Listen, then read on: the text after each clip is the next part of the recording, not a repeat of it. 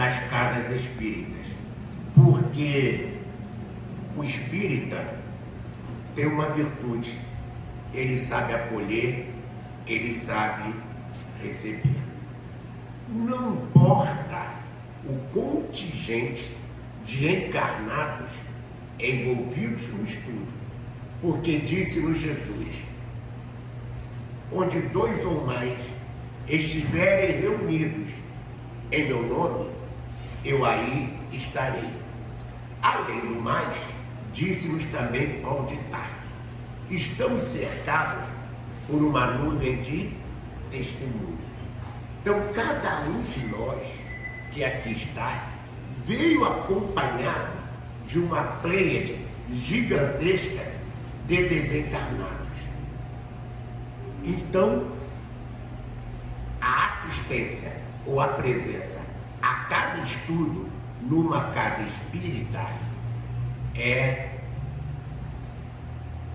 inafiançável por nós, a gente não consegue enxergar.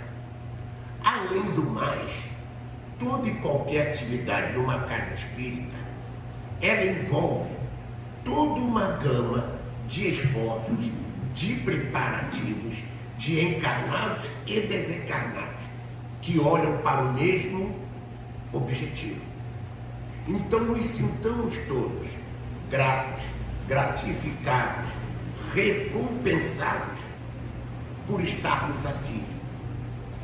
Ora, senhor Alcides, tudo bem, o senhor ainda não se apresentou. Pois bem, meu nome é Alcides, 29 de agosto eu faço 70 anos.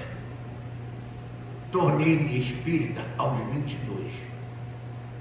Aos 22 anos, na época, eu estudava engenharia química na Universidade Federal Fluminense, quando chegou-me às mãos um texto do Dr. Arthur Macena, psiquiatra, na época presidente da Sociedade de Medicina e Espiritismo do Rio de Janeiro, que ficava ali na Avenida Rio Branco, onde era a junta comercial.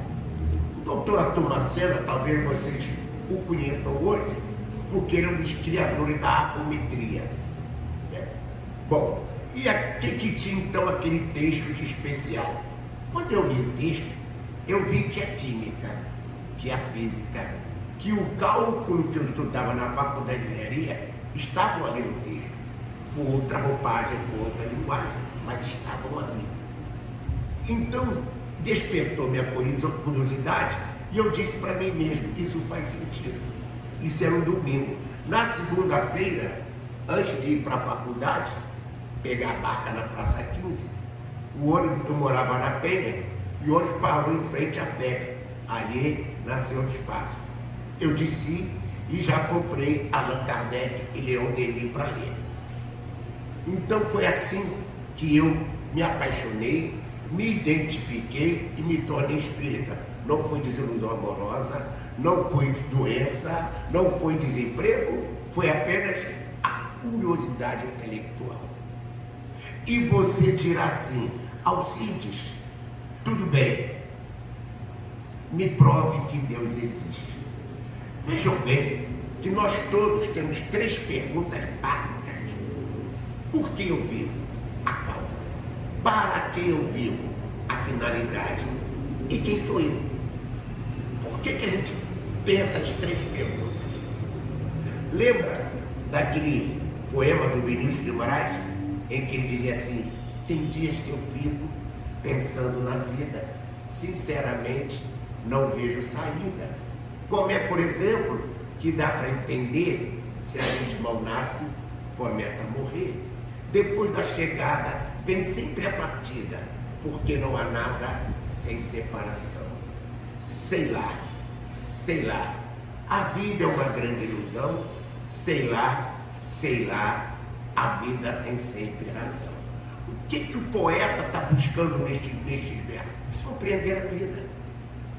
Porque se nós olharmos friamente, se a vida for nascer, crescer e morrer, ela não tem sentido.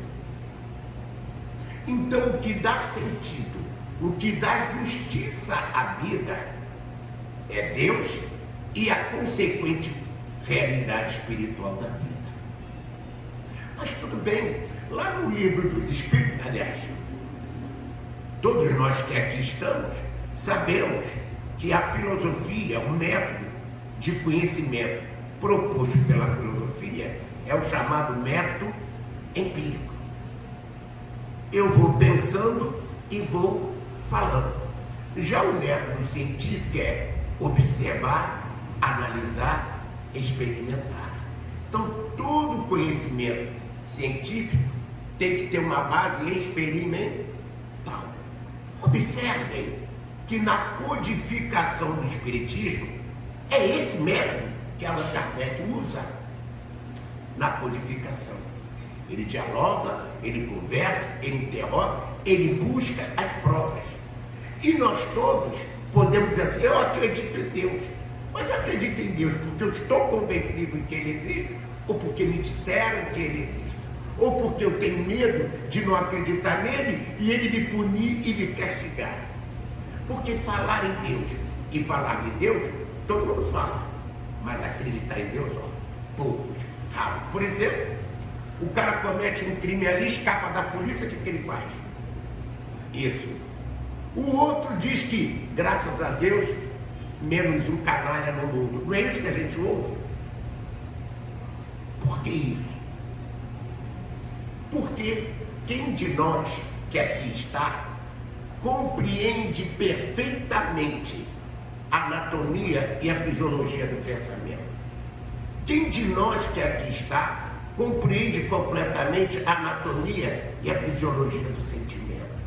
Então a vida é muito maior que o nosso entendimento e muito maior que nossa capacidade de viver. Recentemente, um amigo nosso nos fez a seguinte pergunta: ô Alcides, pois não, o espírita pode ser de esquerda?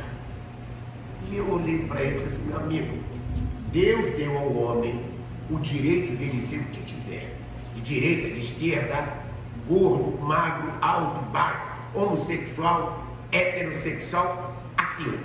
O que nenhum de nós tem é o direito de maltratar o outro. Tanto que nesse belíssimo livro, Nos Domínios da Mediunidade, narra-nos André Luiz que a ambulância vai pela rua com a sirene ligada. E dentro dela está um médico com uma aura brilhante, acompanhado de espíritos de luz. Aí o André Luiz pergunta ao instrutor: quem é esse médico? Ele é espírita? A resposta: não. Ele nem tem religião, mas olha a preocupação dele, o amor que ele tem pelo paciente. A gente pensa que ter profissão é ganhar dinheiro. A profissão é também a oportunidade de fazer o bem. Quem não lembra de André Luiz, que a moça que rezou por ele foi aquela que ele atendeu de má vontade. E também eu, Alcides, enquanto professor de química, sei também que um dia Deus dirá para mim: Alcides, o que fizeste dos filhos que eu te dei? E eu, todo bobo, direi para ele: qual? Os 3 que tem elencado? Não, Alcides. Cada aluno que você teve que cuidar era um filho meu que estava sob sua responsabilidade. Cada encarnado e desencarnado que assistia às suas palestras era um filho meu que eu dei para você cuidar. Então cada um de nós, no dia a dia, trava contato com os filhos de Deus para a gente orientar e esclarecer. Porque todo mundo é doutor em vida alheia. Ah, se fosse comigo, se fosse comigo. Pois é, quando é com a gente, o buraco é mais embaixo. Mas você dirá assim: Sr. Alcides, até agora o senhor não me convenceu que Deus existe. Não é, meu amigo? Deus existe, não existe? A propósito, nós vamos até meia-noite? Não, né? Até as 20? Ah, eu pensei que era até meia-noite. Poxa, mas vamos nós. Deus existe ou não existe? Lembra, olha a questão da observação do método científico empregado por Kardec. Lembra que lá no livro dos Espíritos, a primeira pergunta qual é? O que é Deus? Qual é a resposta? Inteligência suprema, causa primária de todas as? Deus é isso? Muito mais do que isso. Deus não cabe em nenhuma definição, porque Deus transcende a qualquer definição. Ah, seu Alcides. E lá no livro dos Espíritos também está dito lá o quê? Prova da existência de Deus. Por incrível que pareça, Albert Einstein, o pai da ciência moderna, porque a gente pensa que apóstolo é aquele que vai lá, estuda teologia e se declara apóstolo. Cada pessoa voltada para o bem do próximo é um apóstolo. Bezerra de Menezes e André Luiz eram médicos, não era? Qual foi a diferença?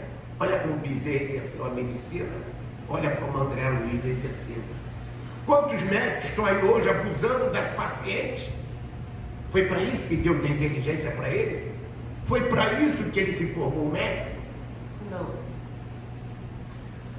Mas aí fomos nós, prova da existência de Deus. O que se chama de lei da natureza? Se eu jogar uma pedra para o alto, ela sobe e ela vai ser sempre assim. Sempre. Porque esse fenômeno é regular. A regularidade de um fenômeno chama-se lei. Aí, quando Newton, olhando a maçã, descobre a gravidade, tudo começou a cair por causa de Newton ou já caía antes? Já caía antes. Então Newton explicou um fenômeno natural. Se não é obra do homem, é obra de quem? Hein? Todo mundo aqui, Allan Kardec, publica o Livro dos Espíritos em 1857, mas lá no Livro dos Espíritos, os Espíritos dizem assim a Kardec: a matéria existe em estado que não suspeitais. Os Espíritos, em 1857, disseram a Kardec: a matéria existe em estado que não suspeitais. Todo mundo tem televisão de plasma, não tem? É o quarto estado da matéria. Você aprendeu na escola que só existia sólido, líquido e o plasma é o quarto estado da matéria. Então vocês estão vendo que aqueles estados que o Espírito disse a Kardec que existiam e que nós não suspeitávamos, eles já sabiam. Hoje a ciência registra oficialmente 7 estados para a matéria e já existem 14. Então, quando o Espírito disse a Kardec, a matéria existe em estado que não suspeitais, está mostrado. E também no Livro dos Espíritos está escrito lá: um sábio da antiguidade vos disse, não há efeito sem causa. Gente, se não há efeito sem causa, existe sorte e azar? Existe destino? Existe milagre? Não, existem coisas que a gente não compreende. Como não compreende, chama de milagre, de sorte, de azar, de destino. E mais ainda, Albert Einstein, um dos grandes sacerdotes da ciência, um dia perguntava: por que o senhor acredita tanto em Deus? E ele generosamente disse: basta olhar a natureza. Se não é obra do homem, é obra de quem? Vou lhes perguntar. Quando eu falei 1857 foi de propósito, porque em 1859 Darwin publica a origem das espécies. E o que ele diz? Que a evolução é mineral, vegetal, animal, homem, que já estava lá no Livro dos Espíritos 2 anos antes.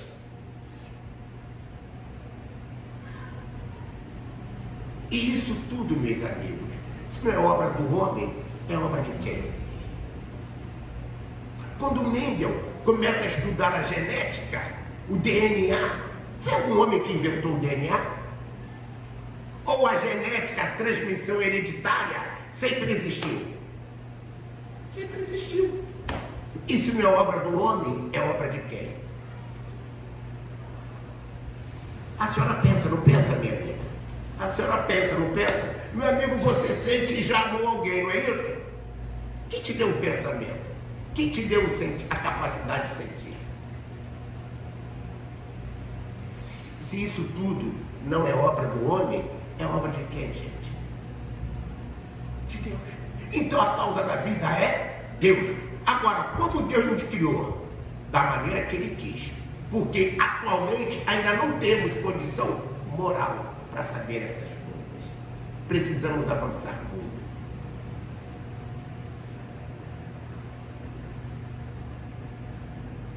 Bom, que Deus nos criou, ninguém mais tem dúvida. Agora, para que Deus nos criou? Meu jovem, meu amigo, o senhor tem filho, tem netos, não é isso? Quem quer que o filho e o neto sofram? Ninguém. Em sã consciência, quem quer sofrer? Ninguém.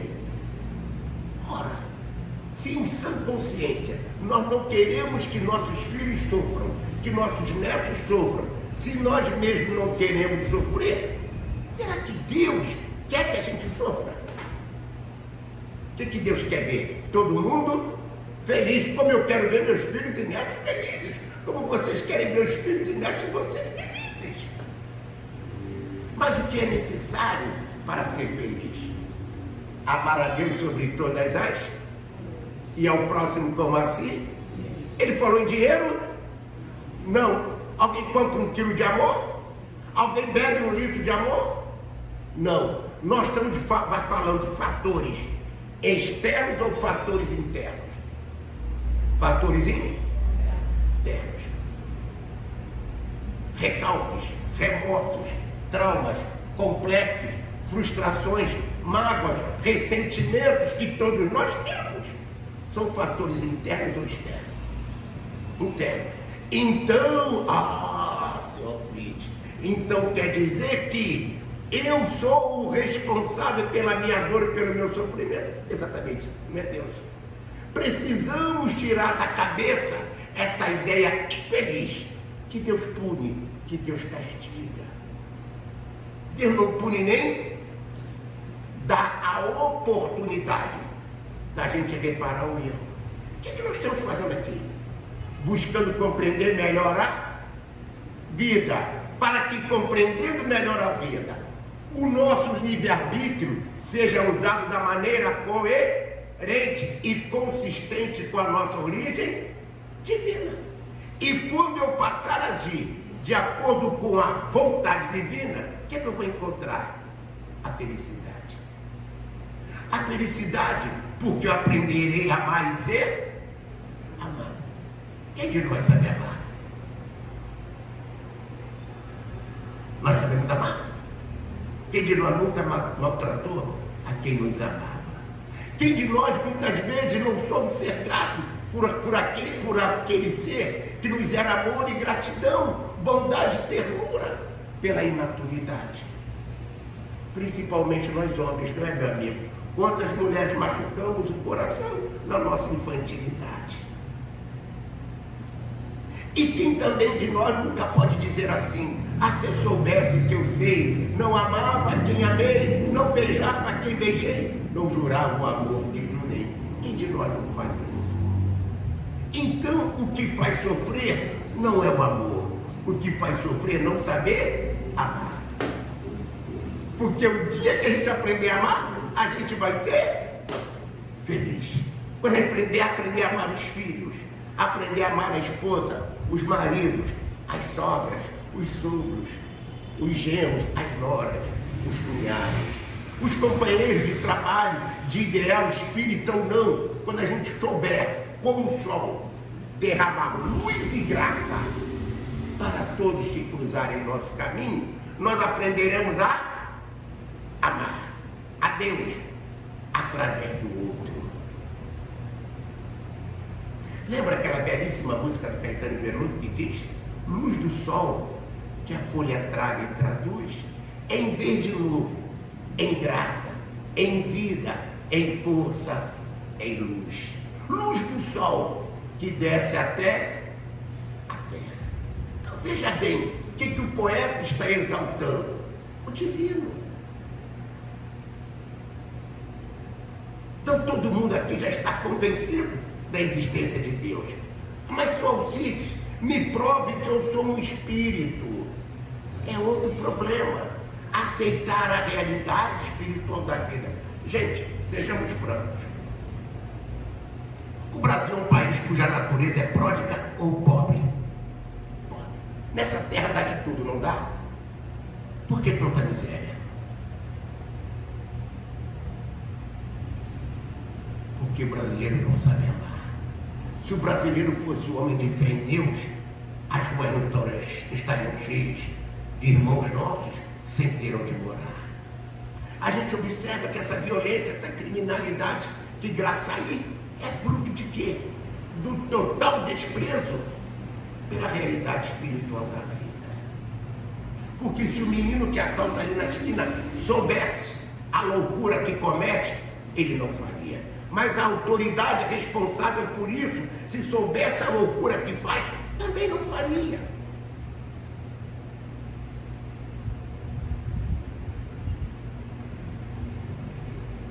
Pais que abandonam as famílias ao eleito, entregam a própria sorte, às vezes por uma aventura equivocada qualquer, se soubesse a loucura que fazem, também não faria. Quem negligencia no cumprimento do dever da profissão, está espalhando mal nos outros, também, se soubesse a loucura que faz, também não faria isso. Aquele que polui o rio, a natureza, aquele que destrói as árvores. Por que destruir as árvores? Quando Darwin diz mineral, vegetal, animal, homem, o geneticista, um professor da UFMG, um dia perguntou, tudo bem, o Darwin disse que tudo evolui do mineral, vegetal, animal, homem, mas ele não disse como. Por que ele não disse como?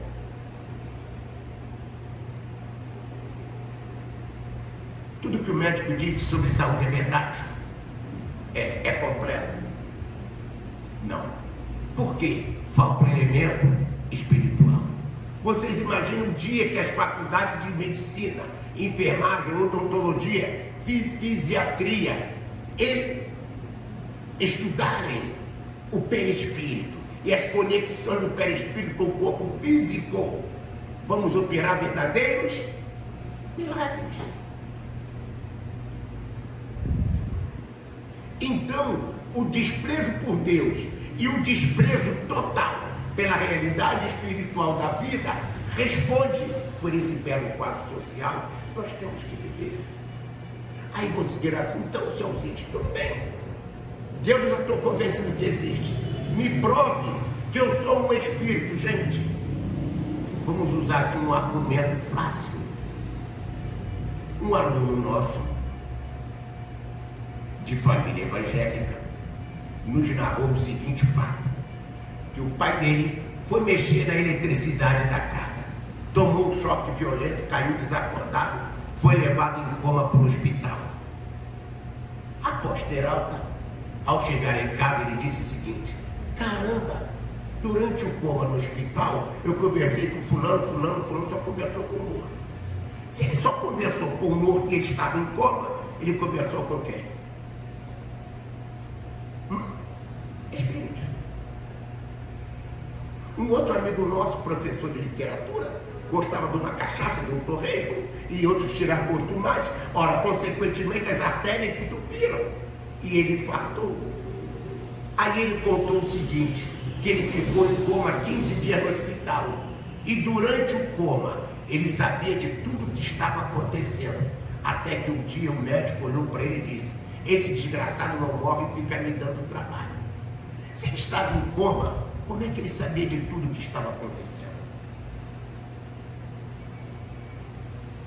A realidade espiritual da vida. Ela não é uma concepção espírita, é uma lei da natureza. Porque sem ela não haveria justiça. Sem ela não haveria razão de viver. Quer ser feliz? Evolua moralmente, intelectualmente. Quer ser feliz? Aprenda a amar e ser amado. Porque o objetivo da vida não é construir haveres, é conquistar valores. Valores que te permitirão enfrentar os dias difíceis como prova e expiação. Ou seja, o planeta Terra é de dor e sofrimento ou de prova e expiação?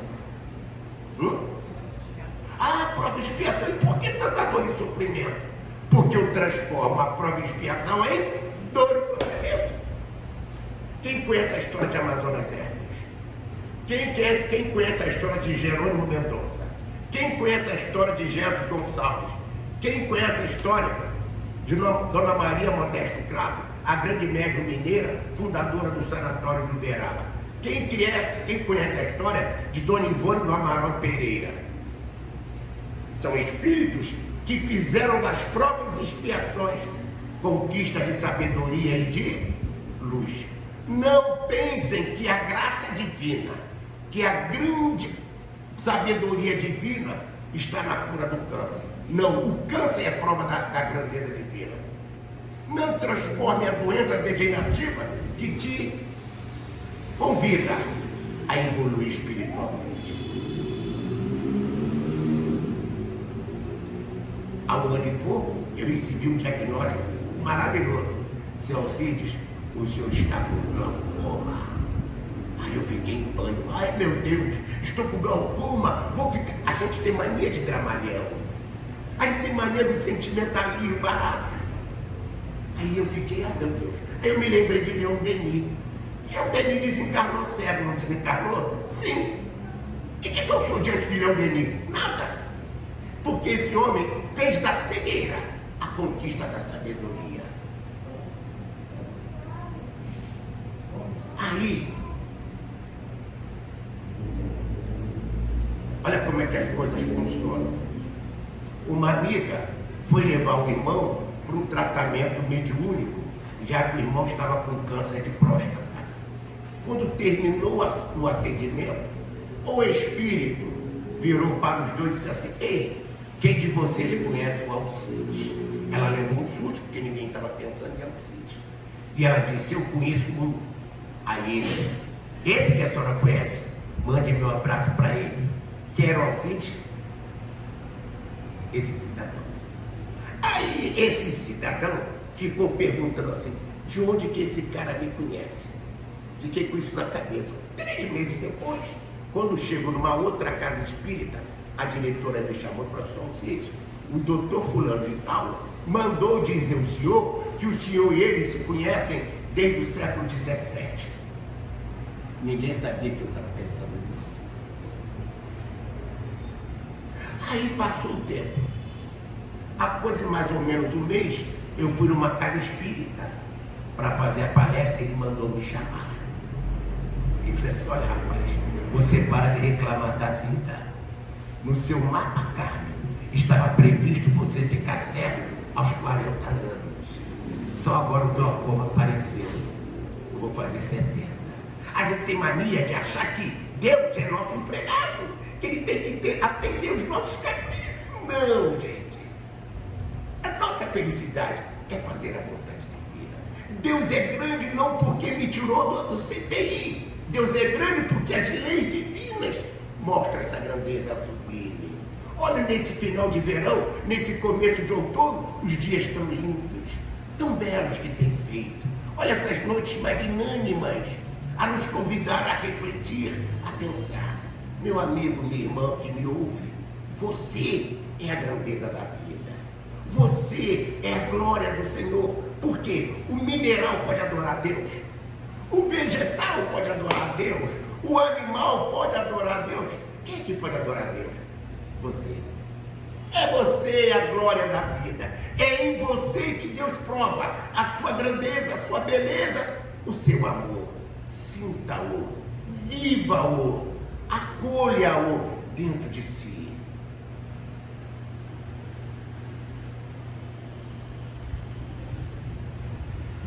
Esse belíssimo livro,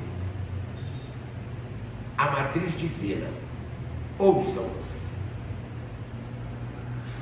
Toda a matéria existe, toda a matéria se origina e existe apenas em virtude de uma força. Devemos supor que por trás dessa força exista uma mente consciente e inteligente. Essa mente é a matriz de toda a matéria. Max Planck, 1944. Vocês sabem o que é Max Planck? O pai da teoria quântica. Repara que ele está dizendo que existe uma energia de onde tudo se origina. Vê se não é a definição do fluido cósmico universal. Só que no tempo de Kardec, no fluido cósmico universal, ainda não existia a teoria quântica. O livro dos Espíritos é um livro de alta ciência, para quem sabe interpretar cientificamente aquele belo livro. E repare que ele está dizendo que essa matriz é inteligente. Opa! O que os Espíritos responderam a Kardec? E Deus é inteligência suprema. E você lamentando, chorando por causa de uma doença degenerativa que é tua oportunidade de receber o amor divino. Não se desespere, não se entregue. Lembra aquela belíssima canção do Gonzaguinha? Ontem um menino que brincava me falou que o hoje é semente do amanhã. Para não ter medo, nunca deixe de sonhar. Não se desespere, esse tempo vai passar. Nunca se entregue, nasça sempre com as manhãs. Deixe a luz do sol brilhar no céu do teu olhar. Fé na vida, fé no homem, fé no que virá. Nós podemos tudo, nós podemos mais. Vamos lá fazer o que será. Está em nossas mãos. E está em nossas mãos a capacidade de acender a luminosidade em nossa jornada. Quer outra prova da realidade espiritual da vida? Quem é que assistiu o filme Dona Flor e seus dois maridos? Ou leu o livro? Dona Flor e seus dois maridos prova a realidade espiritual da vida. Ah, Sonzinho, o senhor está maluco? Parece que bebeu. Não, meu amigo. Repara que quando o vadio morre, a flor está com saudade dele, não está? Ela começa a pensar nele, não começa? O que ela traiu para dentro de casa? O espírito dele. É isso, minha gente. Olha a realidade espiritual da vida estampada na tela. Porque é pelo pensamento e pelo sentimento que a gente atrai. Então a decisão é nossa. Por isso que temos que vigiar e orar. Por isso, conhece-te a ti mesmo. Conhece teus sentimentos. Conhece tuas emoções. Examina o teu campo íntimo. Ainda nesse belíssimo livro, olha o que ele diz. O DNA humano exerce efeito direto na matéria que constitui o mundo. A emoção humana exerce efeito direto sobre o DNA que afeta a matéria que constitui o mundo. A relação entre as emoções e o DNA transcende limites espaciais e temporais. Os efeitos são os mesmos, independentemente da distância. Por favor, penso logo existo. Penso logo existo. Pergunto a vocês todos. Se nesse exato momento nós perdêssemos a consciência, o que seria?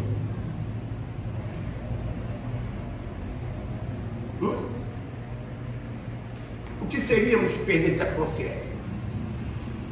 Tudo, menos um ser vivo. Então a vida é um estado de consciência, a felicidade é um estado de consciência, a morte é um estado de consciência. Quando Jesus diz: deixar os mortos o cuidado de enterrar os seus mortos. Um cadáver vai enterrar o outro? Não, quem são os mortos?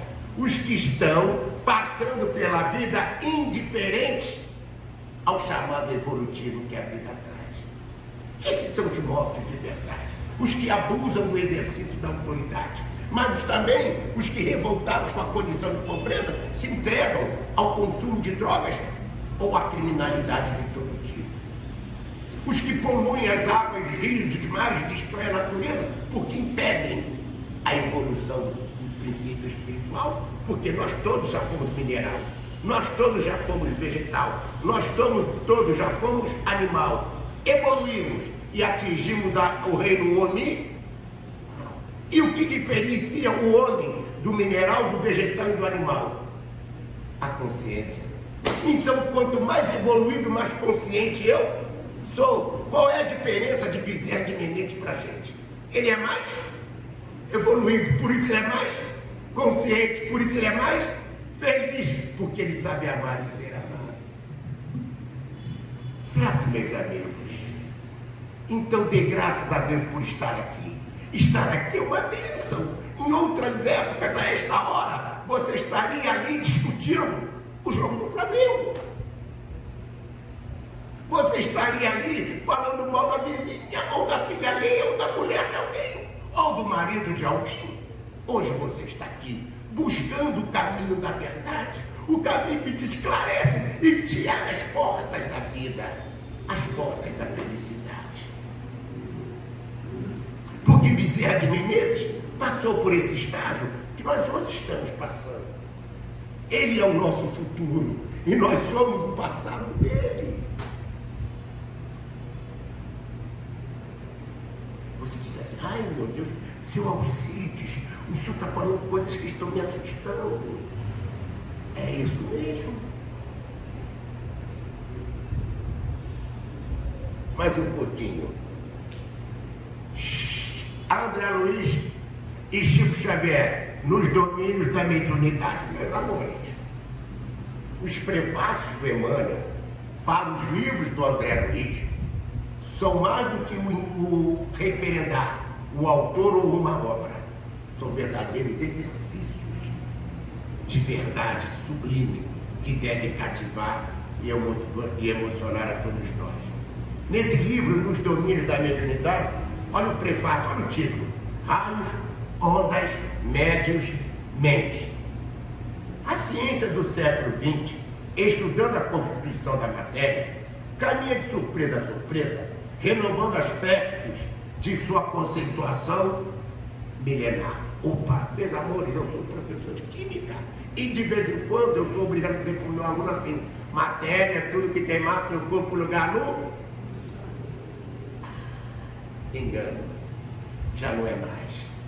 Matéria é energia. A energia se transforma em matéria e a matéria se transforma em energia. Pela força do pensamento, eu posso interferir no fluido cósmico universal e meu pensamento emitir uma onda a qualquer distância. É o poder da prece, é o poder da invocação, é o poder do sentimento, que pensamento e sentimento são, e toda onda transporta a energia. Então, de acordo com o teu pensamento, de acordo com o teu sentimento, qual é a energia que circula no teu corpo? Boa ou ruim? Vocês já viram uma água produzir felicidade, gente? Vocês já viram ódio produzir saúde, gente? Vocês já viram rancor produzir paz e harmonia para alguém? Não. Então não te agaste, não te amofine. Diga sempre: obrigado, Senhor. Porque aquele que fala mal de você só terá razão se você não souber passar batido por isso. Porque se você se estressa porque alguém falou mal de você, lá, não falei que ele é um perturbado, lá, um desequilibrado. E se o outro falou mal de você, será que fulano não está certo? Será que ele está falando, a minha conduta não está dando motivação para isso? E se sua conduta não tiver, faça como Jesus: Pai, perdoa-lhes, porque eles não sabem o que fazem. Porque quando você está certo, não há poder de um homem que faça você ficar errado.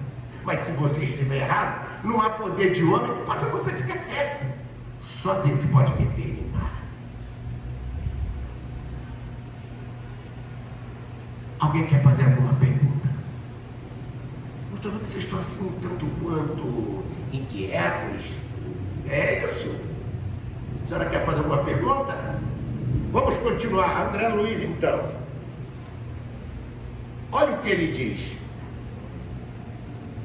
químicos e físicos, geômetras e matemáticos, erguidos à condição de investigadores da verdade, são hoje, sem o deslizar, sacerdotes do espírito, porque, como consequência de seus porfiados estudos, o materialismo e o ateísmo serão compelidos a desaparecer por falta de matéria, a base que lhes assegurava as especulações negativistas.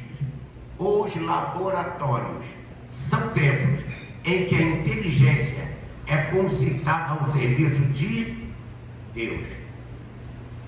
Meus amigos, esse livro que eu acabei de falar aqui, A Matéria Divina, o autor desse livro é um geólogo. Vocês repararam o quanto de verdade tem nesse livro? Porque, por incrível que pareça, a ciência hoje é que comprova as alegorias que a religião apresentava. Seu Alcide, como? O número de pesquisadores hoje, médicos, cardiologistas, de todas as áreas do conhecimento, que descobriram e aceitam a realidade espiritual da vida, vocês não fazem ideia. O que eles rejeitam são certas religiões. Porque, segundo Manuel Filomeno de Miranda, a história da humanidade registra 14 mil guerras. Dessas 14 mil guerras, 11.200 têm caráter religioso. Olha o fanatismo religioso que provocou tudo isso. Meu irmão, que é pastor, de vez em quando a gente tem uns diálogos maravilhosos. E ele outro dia disse: você então não acredita que a Bíblia é a palavra de Deus? Eu disse: eu não sei, mano. Eu só sei que Deus fala a todos nós pelas suas leis. As leis físicas e as leis morais. E quantas religiões estão ensinando besteira por aí? Meu irmão me convidou por um culto e ação de graça na igreja e eu fui. Eis que o pastor palestrante disse o seguinte: todos os papas estão no inferno. Ele disse: todos os papas estão no inferno. Allan Kardec está no inferno. Só os pastores estão salvos.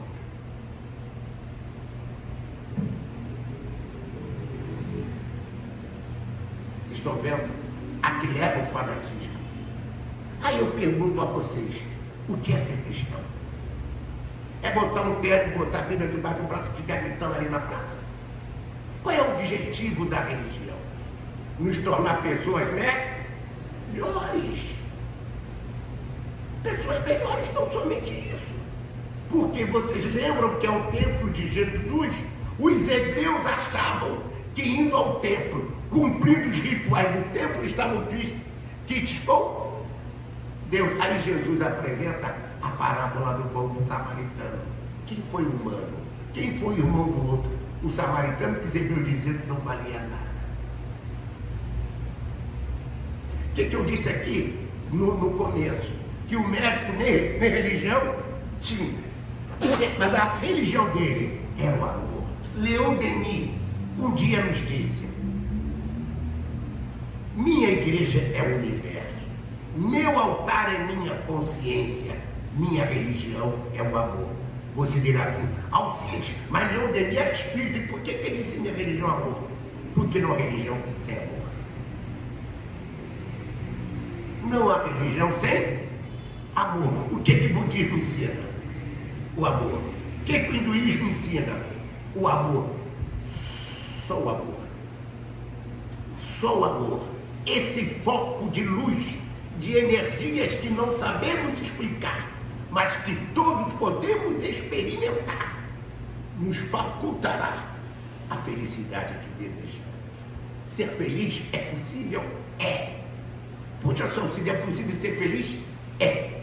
Então o que eu devo fazer para ser feliz? Amar a Deus sobre todas as, e ao próximo como assim? E quem é meu próximo?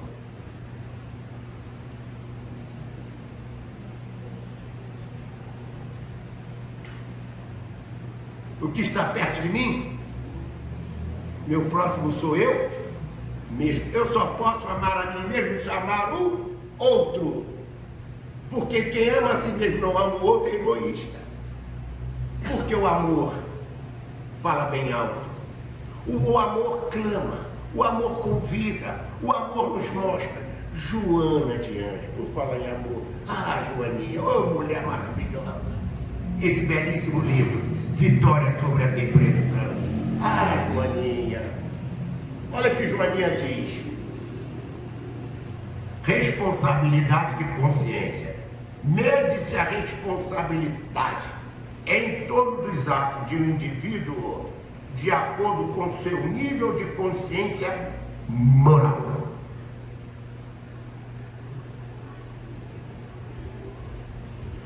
Lembram da mitologia, o Minotauro e o Centauro? Lembra? O Minotauro tem cabeça de animal e corpo de homem. Vê se esses torcedores de futebol doentes, quando marcam um encontro para brigar, vê se não se comportam como verdadeiros animais. Vê quando o garoto desesperado provoca um arrastão na praia, não parece um bando de leão de animal. Vê se aqueles caras que provocaram aquele quebra-quebra estúpido lá em Brasília, não pareciam um bando de animais. É isso.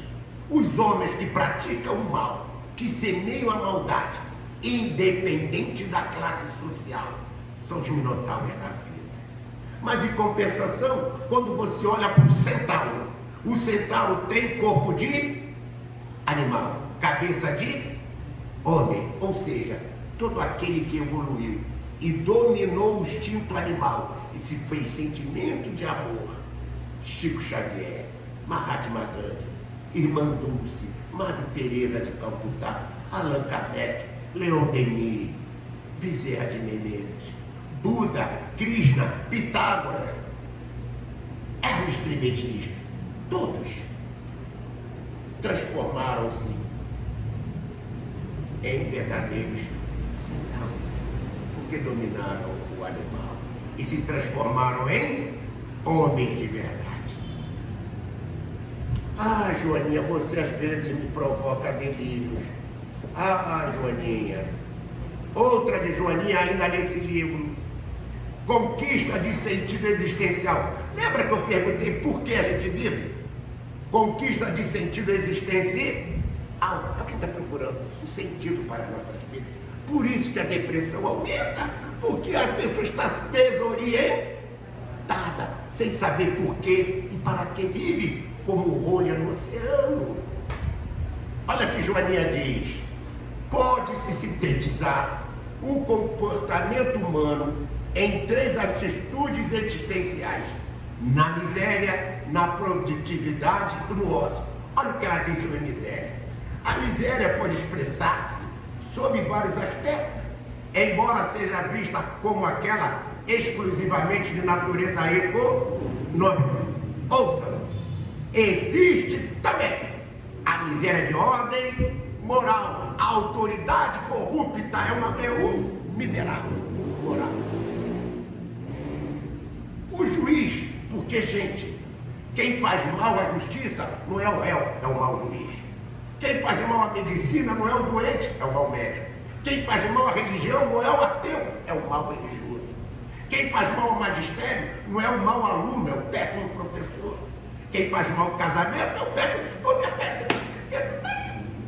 Porque casar é necessário. Casar é o fundamento, porque quem pode ser feliz sozinho? As duas coisas. Há 2 coisas que o homem, quando tem, não valoriza. Quando perde, fica sofrido, desesperado: emprego e mulher. Quando está sem emprego, ele procura desesperadamente o emprego. Arruma, que droga, tem que trabalhar. Está sem mulher. Ai, meu Deus, eu não arrumo, ninguém arruma. Meus amigos são mais importantes do que você, mulher.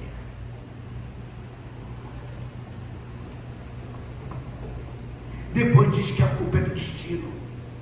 Nós. O Vinícius de Moraes também escreveu uma belíssima composição em que diz assim: é melhor ser alegre que ser triste. Alegria é a melhor coisa que existe. É assim como a luz no coração. Mas para fazer um samba com beleza, é preciso um bocado de tristeza. Senão, não se faz um samba não. Porque o samba é a tristeza que balança, e a tristeza tem sempre uma esperança de um dia não ser mais triste. Nós somos nós, balançando de um lado para o outro, a carregar um turbilhão de tristezas, procurando um amparo, um abrigo, um amigo. Porque a gente não quer, a gente quer deixar de ser triste. E para deixar de ser triste, venham a esta casa. Apoie as atividades da casa. Participem de todas as atividades da casa, porque um dia no além, alguém dirá para você: lembra aquele sábado à noite que o senhor Alcides foi lá encher teu saco, perturbar o seu ouvido? Pois é, agora estamos aqui vivendo esse momento lindo, olhando para vocês e as mesmas emoções sentindo. Porque como é bom ser amado e como é bom amar, é o que está acontecendo conosco neste momento. Vê se nosso estado emocional nesta hora não é sublime. A gente até esqueceu das contas a pagar. Aí quando a gente sai por aquela porta, caminho de casa, pensa no gol que o Gabigol perdeu, pensa na luz que venceu, aí teu padrão vibratório cai. Aí a produção hormonal piora também. É desse estado de consciência elevada que nós estamos precisando para transformar os desafios da vida, que chamamos de prova e expiação, em conquista de luz e sabedoria, porque só assim, aprendendo a amar e ser amado, em todos os momentos e em todos os lugares, haveremos de ser verdadeiramente felizes. Minha gente, muito obrigado a todos vocês.